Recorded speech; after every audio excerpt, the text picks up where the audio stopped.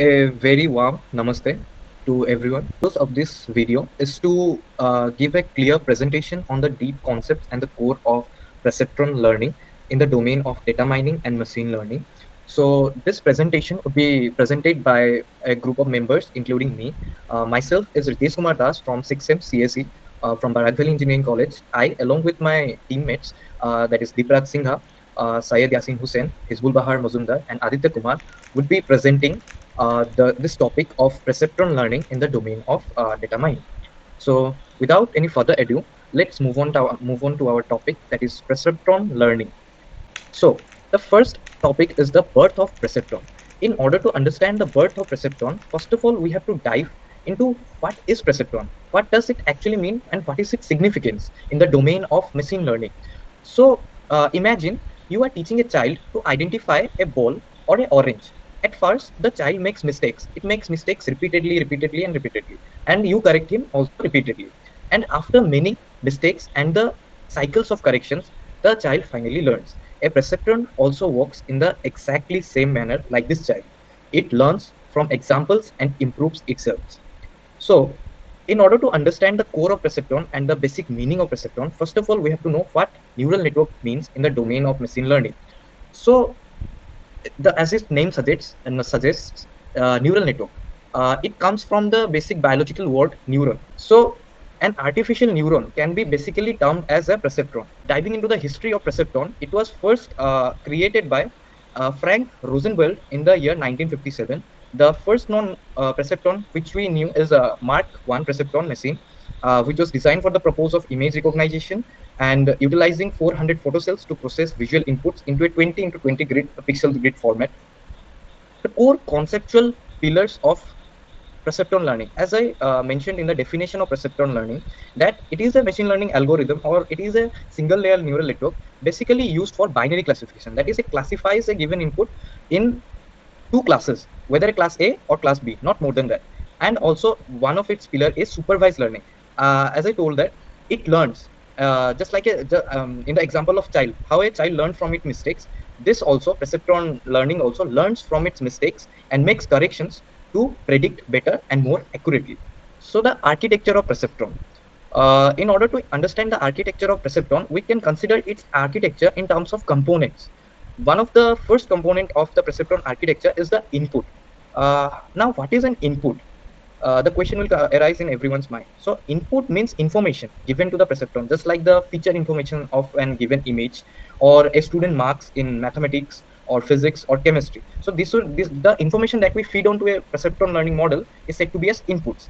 Coming to the next component of the architecture of perceptron is weights. So not all inputs have same significance or have same importance. So each and every input has a different importance.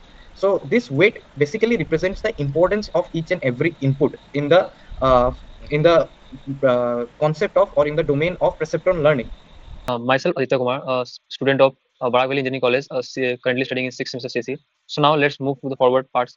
Now let's look what an mathematical engine of a neuron looks like. This is where the actual computation happens before a decision is made. It has three key parts: summation, activation, and decision. So the first step is summation. Here we have the summation step. The neuron collects all the input signals it receives. Each input has a weight that represents its importance. The neuron multiplies each inputs by its weight and adds them together along with a bias term. We can also think it like calculating your final exam scores where different subjects have different weightages. Moving on to the next part, activation. Here, after getting the total value from the submission, the neuron checks whether this value is strong enough to trigger a response or not. This is done using an activation function. In a basic perceptron, it's a step function that decides whether the neuron should fire or remain inactive. We can think it like of a light switch. If the electricity reaches a certain level, the bulb turns on. Otherwise, it stays inactive. Now, moving to the final step, decision. Finally, we have the decision step. Based on the activation results, the neuron produces an output. Either it gives 1 or 0. When it gives 1, the neuron fires, and when it gives the output 0, the neuron does not fire. So this the binary decision allows perceptron to classify inputs into different categories.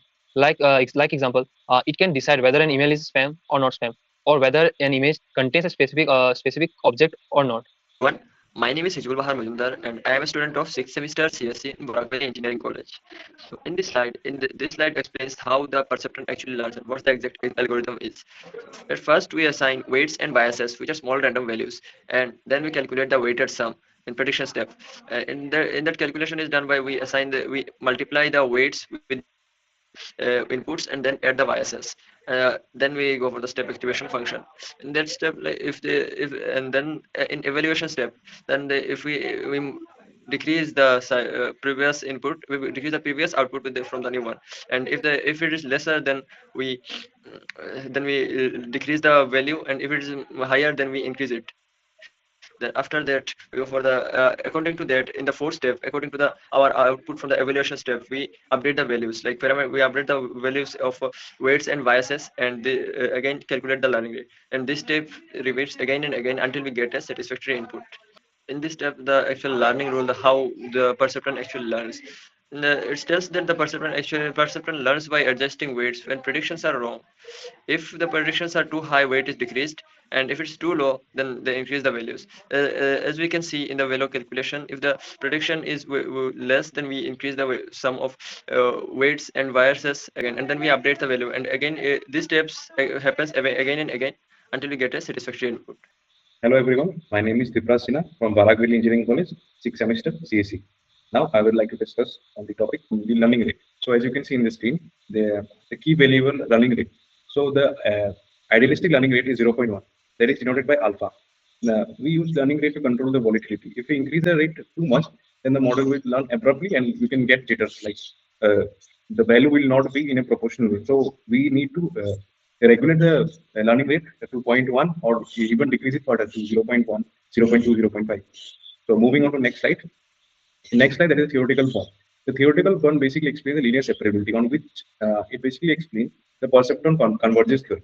So in a perceptron, we know that a perceptron will only work if the value of given data set is linearly separable. It will not work on a data set that cannot be separated into two different regions. As you can see in the diagram that is on the screen, the first diagram that shows that it is not linearly separable. As you can see, the blue dots. The blue dots show that the blue dots are present on both the areas, that is above the region and below the region, and divided by the black line.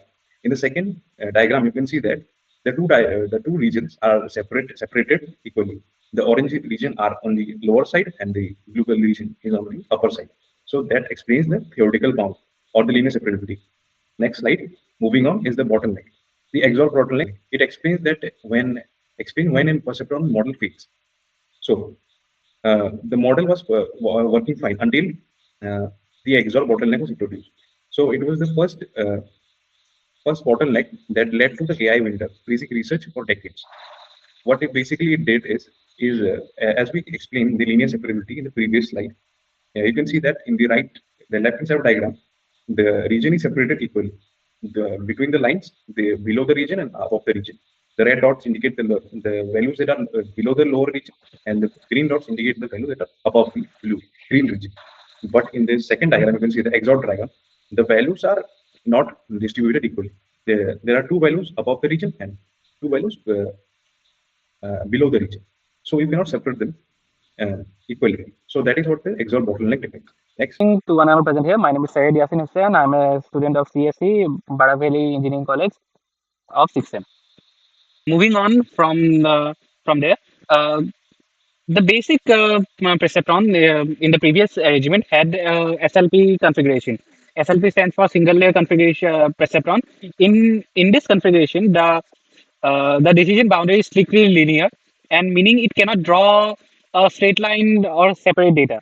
It uses simple discrete steps, function, and learns using the basic Perceptron rules. Because it is strictly linear, its major concern is that it completely fails on non-linear data. For example, XOR gates. In order to tackle that, the scientists have further implemented the multi-layer perceptron model.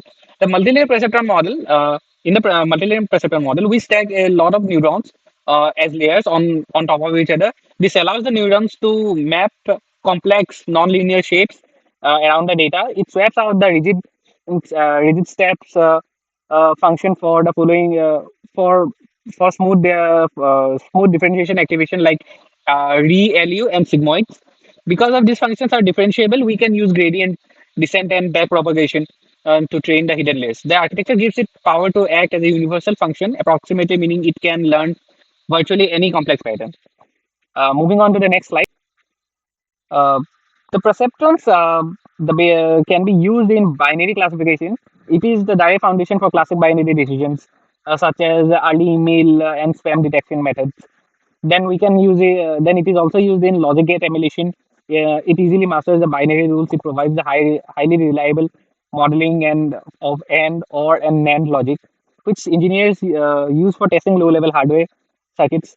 Deep learning, it is the foundation of deep learning and everything that AI goes around in today's time.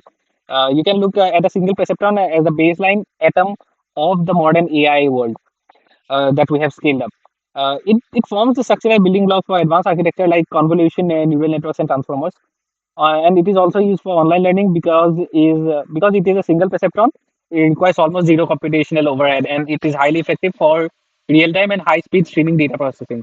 It can learn and adapt on fly without needing massive server or clusters to retain functionality. Now, to end this presentation, I would like to explain you a working example of the single layer perceptron. Now, we will carry out this example on AND operator. First we initialize weights, and the weights are taken on random. So to keep this video short, I have taken a weights the train model, that is weight 1 is 0.5 and weight 2 is 0.5, and the bias value is 0.7. Now we can check with the AND operator table. So yeah, if our input values matches the output. So in the first case, the input values are zeros and zeros. So when we input that values in Z, that is equal to 0 into 0.5, we can say after applying step function, we can see that the output is 0. That matches the output of the first table. That is, if the inputs are 0 and 0, the output is 0. So the first case is satisfied. Similarly, we will check all the cases one by one in iterative way, and if all the cases are matched, then we know that the perceptron or the weights that we are using are correct, and the model is a train model. So first the case is 0, 0, and the second case 0, 1, and the third case 0, 1. We can see that all of the cases matches accordingly. The first case output is 0, second case output is 0, third case output is 0, and the fourth case output is 1. According to a table that is on the right hand side, you can see the output value 0, 0 results into 0, and 0, 1 results into 0, and 1, 0 results into 0. And the last, that is 1, 1 results into 1. So this was the through and through working example of single layer perceptron on AND operator. With this, I would like to end this presentation. Thank you for watching our video.